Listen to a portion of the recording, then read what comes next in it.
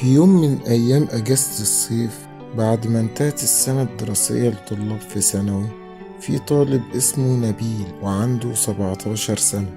معروف إنه بيحب العلم والعلوم التقنية، ومعروف بين صحابه بذكائه وحبه للاستكشاف، وبيعشق الألعاب الإلكترونية وكل ما يخص الجديد في عالم التكنولوجيا. لكن ورا كل ده كان دايما بيحس بالملل، وإن حياته بقت روتينية وقعدة الأيام عمالة تنعاد. في أجازة الصيف حب يكسر ملله ويشوف على الإنترنت منتديات ومواقع يمكن تكون غريبة عنه، وممكن يلاقي اللي يشده فيها، لكن ما يعرفش إن فضوله هيوديه لعالم مظلم، عالم الدارك ويب. ودي قصة الفضول المميت. في يوم من أيام الأجازة، كان نبيل الشاب اللي عنده 17 سنة لسه مخلص امتحانات الثانوي وبيبتدي الأجازة. بيقضي وقته في البيت بين النوم واللعب، وشوية ويخرج مع أصحابه ويرجع عادي يكمل نوم ويقعد شوية يلعب على الكمبيوتر. في يوم كان قاعد في أوضته قدام الكمبيوتر زهقان، وبيحاول يشوف أي حاجة جديدة أو أي موقع جديد أو منتدى علشان يشوف ويغير موده. وهو بيتنقل بين المواقع وهو زهقان، لقى رابط غريب مكتوب عليه اكتشف العالم السري للإنترنت. فضوله اتغلب عليه وقرر يدوس على اللينك. فجأة لقى نفسه في موقع تصميمه بسيط عادي، لكن مريب وغامض، كله روابط لمواقع تانية غريبة. نبيل ما كانش عارف إنه دخل الدارك ويب، وكان بيتنقل بين المواقع أكتر ويدوس على لينكات أكتر ويخش ويتعمق أكتر وأكتر. وقت ما كان بيتصفح على الإنترنت لقى موقع فيه منتدى للدردشة. دخل المنتدى ولقى ناس زيه زيهم بيتكلموا عادي مع بعض، وبدأ يتكلم مع الناس. ولفت انتباهه حساب باسم زينب الجميلة.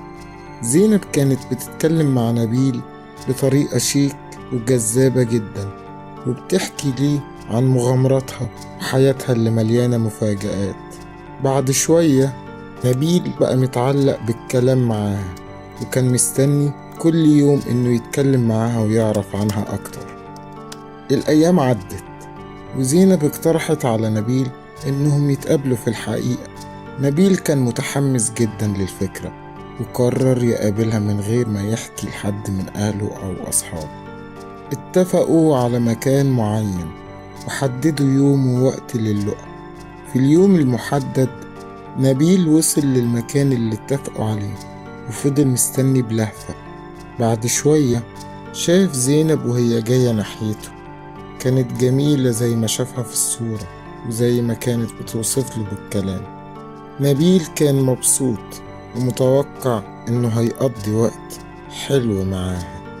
زينب اقترحت إنهم يروحوا مكان هادي عشان يتكلموا براحتهم. نبيل وافق من غير تردد، وراحوا مع بعض لمكان بعيد عن الزحمة. بعد شوية زينب قالت له إنها عايزة توريه مكان خاص بيها، ونبيل وافق من غير حتى ما يفكر. وصل نبيل وزينب لمكان بعيد عن المدينة. كان المكان شكله قديم ومهجور وضلمة بشكل غريب. نبيل بدأ يحس بقلق بسيط، لكن زينب كانت بتضحك وبتتكلم معاه بطريقة طبيعية، فحاول يتجاهل القلق اللي عنده ويمشي وراه. دخلوا مبنى مهجور، وزينب قالت ده المكان الخاص بتاعي، هنا نقدر نتكلم براحتنا بعيد عن الناس. نبيل كان حاسس بحاجة غريبة، لكن كمل معاها. المبنى كان قديم، وكل ما يمشوا فيه الإضاءة كانت بتقل. فجأة نبيل حس بضربة قوية نزلت على راسه، ووقع فاقد الوعي. لما فاق لقى نفسه مربوط على كرسي في أوضة مظلمة، وفي إضاءة يدوبك تظهر ملامح الأوضة. زينب كانت واقفة قدامه، لكن ملامحها الجميلة بقت مرعبة. ضحكت ضحكة شيطانية وقالت أهلا بيك في العالم الحقيقي يا نبيل. نبيل حاول يصرخ ويطلب المساعدة، لكن مفيش حد كان بيسمعه. زينب بدأت تعذبه بطرق مختلفة، منها الصعق الكهربائي والتقطيع بأدوات حادة. الألم ما كانش فيه أي مخلوق يقدر يستحمله، ونبيل كان بيصرخ من شدة الألم، وزينب كانت بتتعامل معاه ببرود وهي قاعدة تستمتع بكل لحظة. زينب وقفت عن اللي بتعمله فجأة وقالت له: دي بس البداية، لسه في حاجات كتيرة هتعجبك أكتر. نبيل كان في حالة رعب مطلق، مش قادر يصدق إن الكابوس ده حقيقي. كل مرة كان بيحاول فيها إنه يصرخ أو يحاول الهرب بيرجع تاني، وزينب كانت بتزيد من تعذيبه. نبيل بدأ يفهم إنه وقع في فخ مرعب وإنه مش هيخرج من هنا بسلام. الليلة دي كانت بداية الكابوس الحقيقي لنبيل، وكل لحظة كانت بتمر كانت بتزيد من خوفه وألمه. ما كانش يعرف إيه اللي هيحصل له بعد كده، لكنه كان عارف إن الوضع مش هيكون في صالحه. الأيام مرت ببطء، ونبيل كان بيعيش أسوأ كوابيسه. زينب ما بقتش مجرد شخصية غامضة، بقت تجسيد للرعب الحقيقي. كل يوم كان بيعدي نبيل كان بيتعرض لأنواع جديدة من التعذيب، وكان بيشوف ناس تانية بتتعذب جنبه. ناس زيه كانوا فاكرين إنهم بيدخلوا على موقع عادي، لكن انتهى بيهم المطاف في المكان ده. في يوم من الأيام نبيل كان مربوط على الكرسي ومتكتف بقوة، وسمع صوت خطوات جاية ناحيته. زينب دخلت الأوضة، معاها مجموعة من الأشخاص، كل واحد فيهم كان لابس قناع مخيف وماسك أداة تعذيب في إيده. زينب قالت لنبيل: يلا وقت المرحلة التانية يا نبيل. نبيل حاول يتكلم، لكن مفيش صوت طلع منه، كان مرعوب ومش عارف يتكلم. زينب والمجموعة اللي معاها بدأوا يحضروا أدوات لتقطيع أعضاء نبيل وبيعها في السوق السوداء على الدارك ويب. بدأوا بالتجهيز، ونبيل كان بيشوف كل حاجة بتتحضر قدامه. واحد من الأشخاص قال له: انت أعضائك هتبقى مصدر كويس لينا على فكرة. نبيل كان مش قادر يصدق اللي بيسمعه، لكن مفيش فايدة. نبيل بدأ يحس بالألم الفظيع وهو بيتقطع قدام عينه، وكان بيصرخ بشدة، لكن مفيش حد بيسمعه غير الأشخاص اللي قاعدين بيستمتعوا بالتعذيب. زينب كانت بتضحك بشكل شيطاني وهي بتشوف نبيل بيعاني. نبيل بدأ يفقد الوعي من شدة الألم. كانت آخر حاجة شافها هي ضحكة زينب المرعبة. نبيل كان عارف إنه مش هيخرج من الكابوس ده، وإن نهايته هتكون مأساوية. العالم الحقيقي كان مرعب أكتر بكتير من أي حاجة شافها على الإنترنت. الأيام عدت، ونبيل كان بقى شبه فائد للأمل. الألم والتعذيب بقى جزء من يوم. في يوم لما كان مربوط في الأوضة اللي كلها سواد، سمع خبطة برا الأوضة جامدة جدا.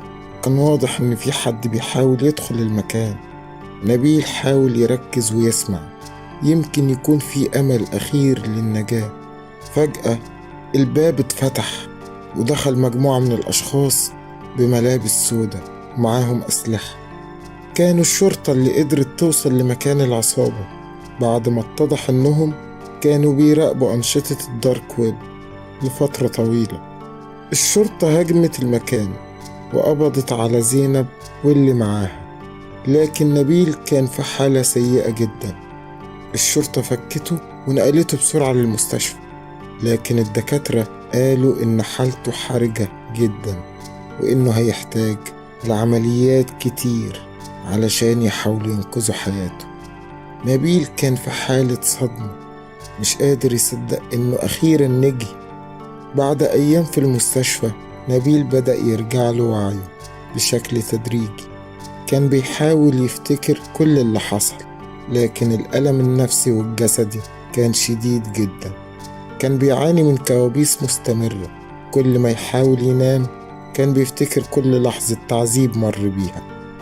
في الوقت ده الشرطة كانت بتحقق مع زينب والناس اللي معاها، وبدأت تكشف تفاصيل أكتر عن العصابة دي ونشاطاتهم على الدارك ويب.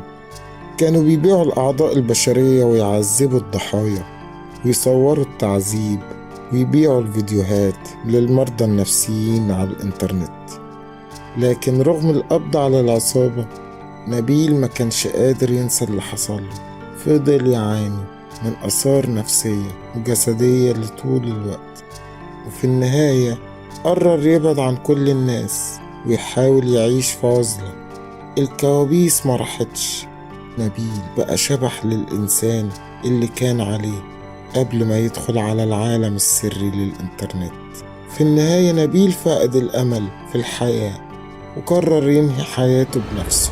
ساب رسالة صغيرة كتب فيها: أنا كنت ضحية لفضولي، وأتمنى محدش يقع في نفس الفخ اللي وقعت فيه. الإنترنت مش كله مكان آمن، وفيه أماكن سودة غامضة ظلامية مرعبة، احذروا منها. القصة انتهت بشكل مأساوي. نبيل كان ضحية للعالم المظلم اللي دخلوا بفضوله، وكان درس لكل اللي بيحاولوا يدخلوا الأماكن الغامضة على الإنترنت من غير ما يعرفوا المخاطر الحقيقية اللي ممكن يواجهوها.